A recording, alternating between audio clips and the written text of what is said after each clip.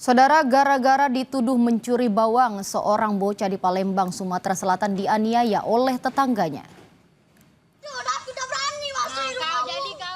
Seorang bocah berusia 12 tahun itu dianiaya oleh seorang ibu dan anak yang merupakan tetangganya. Kami sengaja menyembunyikan identitas korban karena korban masih di bawah umur. Korban yang baru pulang dari pasar bersama neneknya dicegat pelaku yang menuduhnya mencuri bawang. Peristiwa itu terjadi di Jalan Pangeran Ratu, Lorong Depot Sadewo, Kelurahan 15 Ulu, Kecamatan Jakabaring, Palembang pada Selasa lalu. Meski korban membantah dan memohon ampun, kedua pelaku tetap menganiaya korban secara bergantian. Akibat kejadian, korban mengalami luka lebam, demam, dan trauma. Kroyok. Ngapa tuh gara-gara? Dituduh maling bawang, Pak.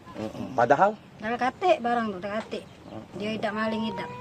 Anak kita posisi lagi main di situ. Iya, lagi main. Dia nih lagi ke pasar sama neneknya, dijemput. Diajak balik ke rumah. Sampai rumah langsung di ini kan. Digebuknya gitu. Digebuk. Siapa yang mukulin itu? Emaknya sama anaknya. Nah, yang ada lanang siko itu siapa? Itu tetanggonya itu, Pak. Yang megangnya? Iya, yang megang itu tetanggonya.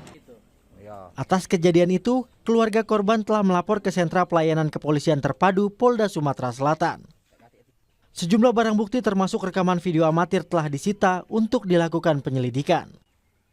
Yudi Kiswanto, Kompas TV, Palembang, Sumatera Selatan. Kita ke informasi lainnya, Saudara. Akibat akses jalan yang terbatas dan rusak, jenazah seorang tenaga kesehatan di Kabupaten Donggala, Sulawesi Tengah terpaksa dibawa menggunakan sepeda motor. Almarhum meninggal saat melaksanakan tugas di daerah terpencil.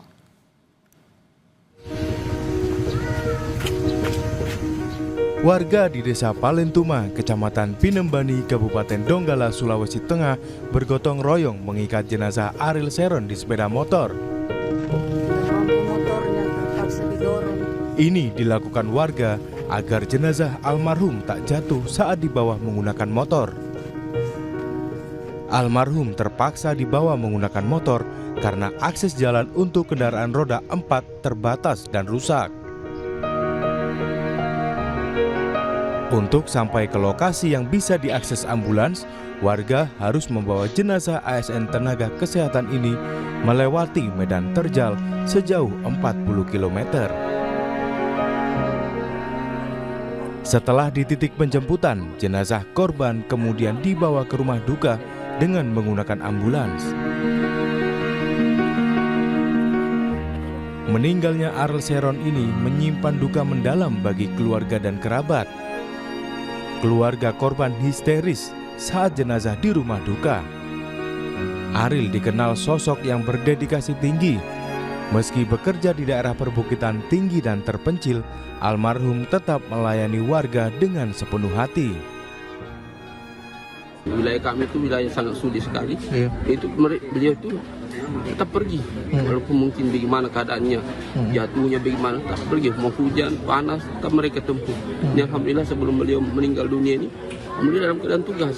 Beliau satu hari itu ikut posyandu, kemudian pelayanan penyuluh KB, kemudian pemasangan implan. Apa yang menjadi targetnya dia tunaikan. Usai disemayamkan di rumah duka, jenazah almarhum dimakamkan di Kabupaten Sigi. Pemerintah diharapkan memperhatikan akses jalan warga di kawasan terpencil. Tim Liputan, Kompas TV, Donggala, Sulawesi Tengah.